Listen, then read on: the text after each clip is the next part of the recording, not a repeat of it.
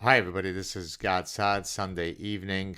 On Friday, I had oral surgery. One of my wisdom teeth was decaying and getting close to the root, so they had to extract that one, which means that its pair has to also be extracted for all sorts of uh, dental reasons. So it's not been a pleasant weekend, but slowly trying to get back into the thick of things. A few days ago, I posted, I think, my most viewed tweet of all time. I retweeted a photo of a bunch of biological women, but trans men, uh, who are all standing there, topless with what looks like they're having their menstrual cycle visibly, and it's people have periods. And so I retweeted that and I said, I warned you. And of course, what I was warning, what I was referring to is the fact that these kind of parasitic ideas have downstream consequences when you constantly attack reality, common sense, science, biology. Uh, it it affects us in all sorts of profound ways. There's nothing more human than the capacity to reason, to recognize reality. We have a big prefrontal cortex that allows us to think, so we can be kind to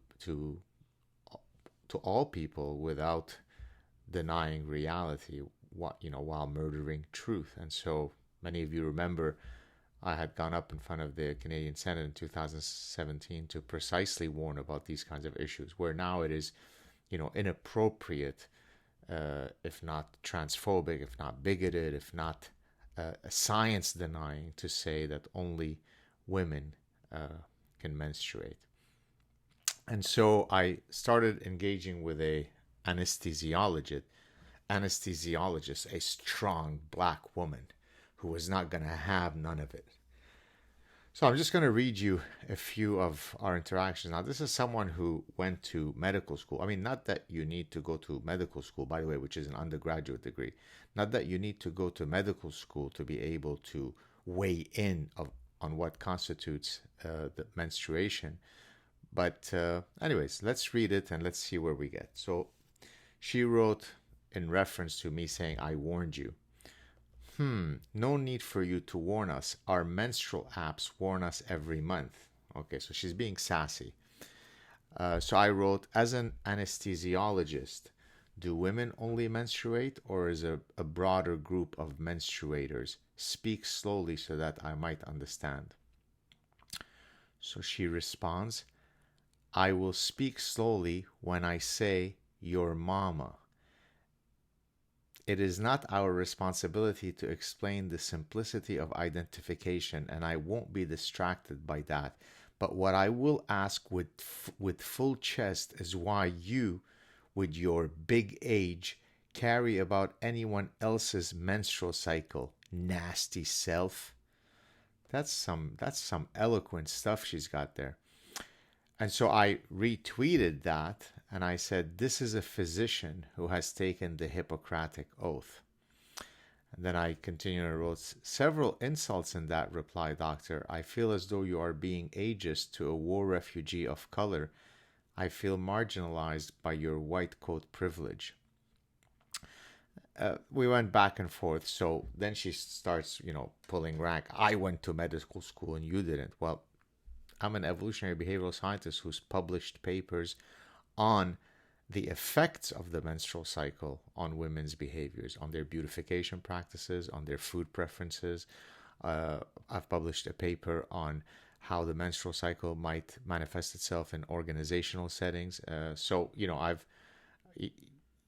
done actual scientific research on the effects of the menstrual cycle. So I simply said, luckily, I too have a good scientific sense regarding the menstrual cycle, albeit in this paper, we were, quote, bigoted in solely focusing on biological females. And I shared the link to the paper, which is in the Journal of Consumer Psychology, which is, of all psychology journals, the one that had the highest rejection rates. So it's very, very prestigious journal in the behavioral sciences.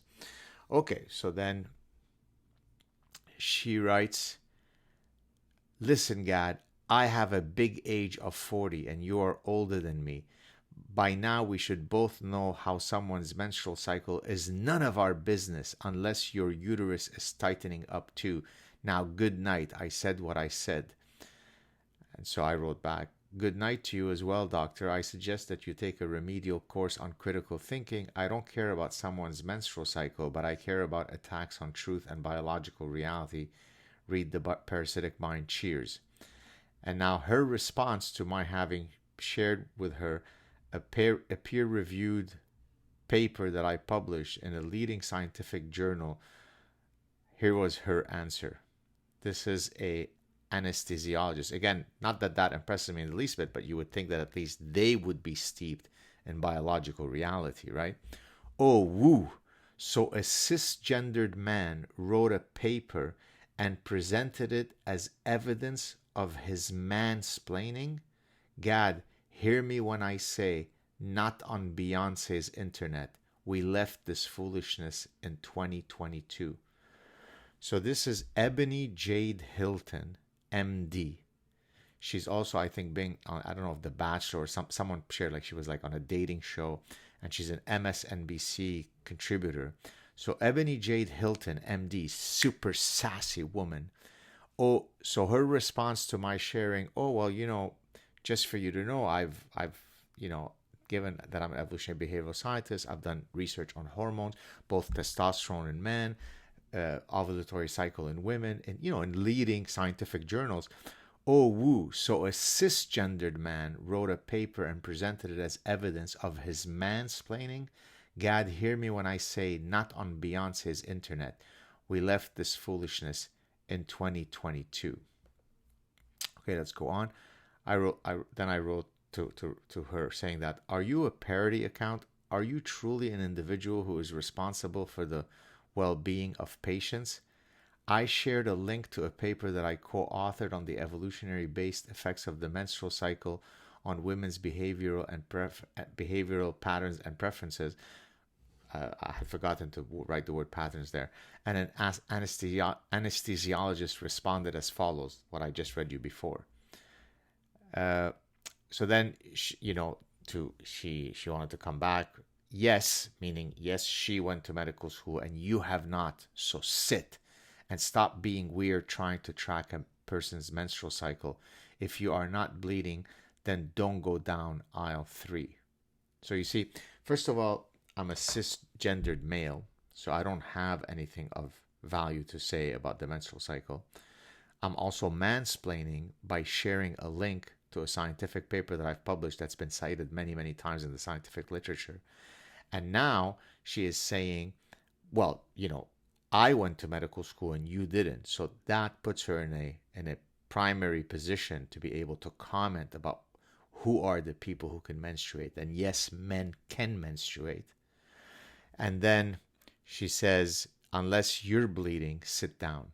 So for example, there can't be a female urologist who treats someone for testicular cancer because the female urologist, unless she self-identifies as male, in which case she's a male without testicles, cannot comment about testicular cancer because she's got no balls. This is an anesthesiologist. This is why I warned you.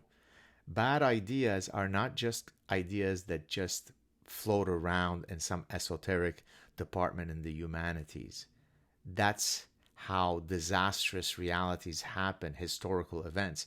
Someone is parasitized by a bad idea, Hitler, and therefore press the fast forward button, 55 million people die because of this monstrous man's views of the world. Bad ideas have consequences. When you say that in the service of being a trans activist, you must reject realities that the average 3-day-old pigeon knows to be true or false, that serves nobody any purpose. It is faux compassion. You're not being compassionate, you are being a murderer and rapist of truth. If I can't have an adult level conversation with someone who went to medical school, who walks into an operating room with supposedly an understanding of what the 3-year-old knows. There are boys, there are girls, there are biological realities.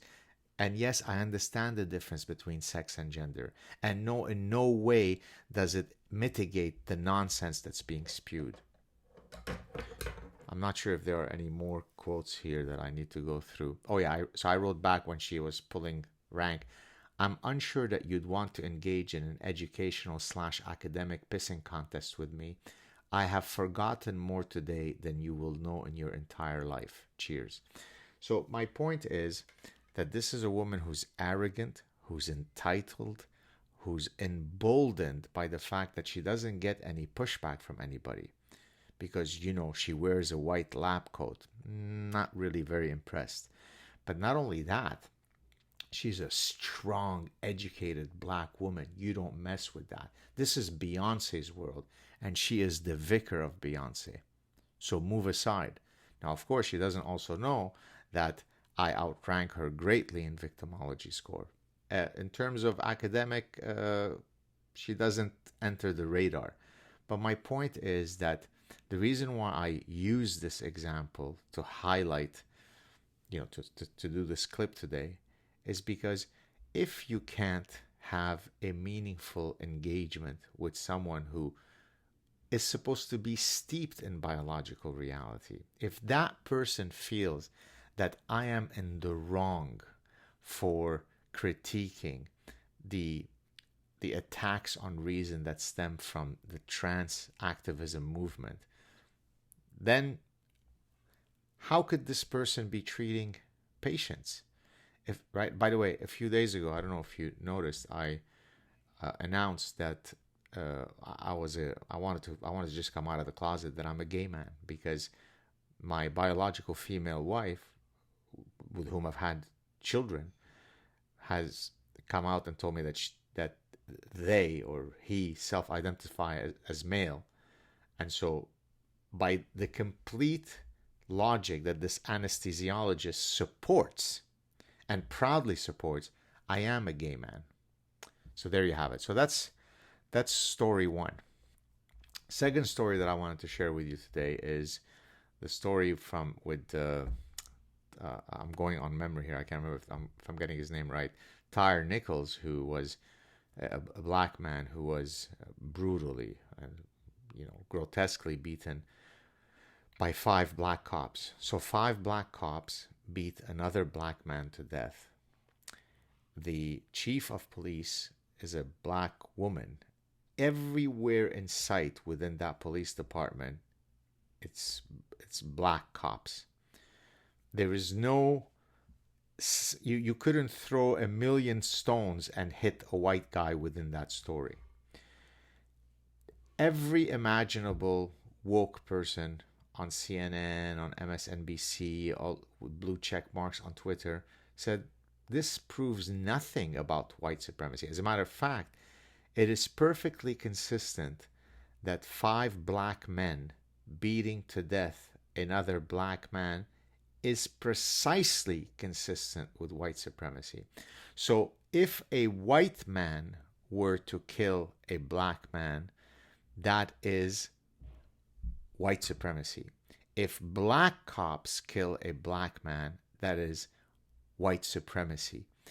If a black guy kills a white guy, that's white supremacy, because what caused the black guy to be violent? It's because he lives within an ecosystem where he is oppressed from birth. There's actually intergenerational trauma.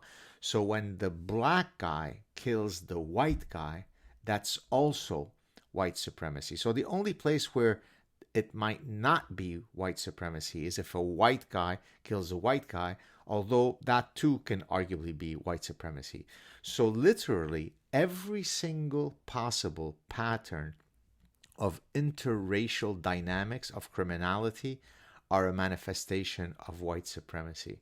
This is why I explain in the Parasitic Mind that all roads lead to bigotry. So imagine how parasitized your mind must be, that even when you take something as clear as 5 black men beating to death another black man, that is a manifestation of the endemic racism of the system. Bad ideas have consequences. Years of parasitic indoctrination in elementary school, in high schools, in universities, those people that are the product of that educational system become our journalists, become our prime ministers, become our senators, become our big tech executives.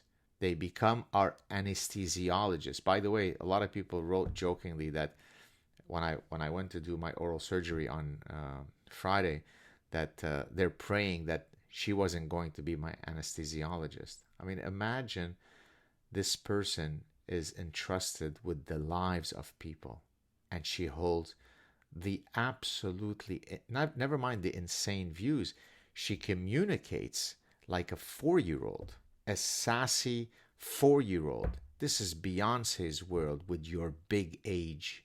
What the hell does that mean?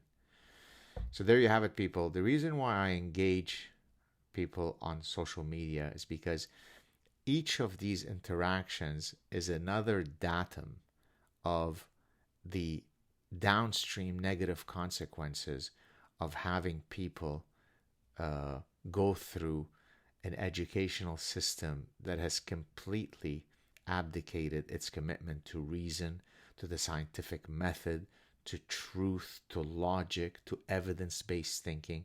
Every single epistemologic metric that makes going to a university and getting educated worthwhile is being eradicated.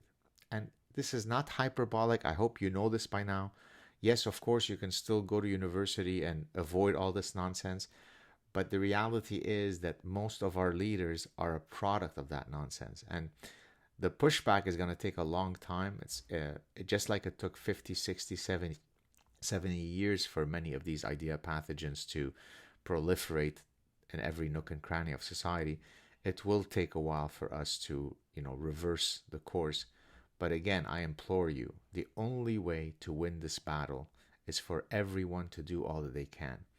Support those who are in the front lines. For example, support this channel.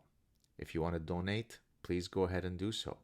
If you consume my stuff, don't do it always for free. I take great personal and professional risks for doing what I do. Share my clips. Subscribe to my channel. Support other people who are on the front lines. Write to your alma mater and say, I'm no longer funding your BS. If you don't remove diversity, inclusion, and equity czars from the thing, you won't get another penny from me. Write to your politicians. Engage your professors and teachers politely within the classroom if they say something insane. Speak to your friends when you're at the pub and they say something that you disagree with. There is an endless number of ways by which you can contribute to the battle of ideas. You don't have to be a fancy professor. You don't have to have Joe Rogan's platform. You have a mouth. You have ideas that you can defend. You have a brain. Therefore, you are well equipped to contribute to the battle. Have a good day, everybody. Cheers.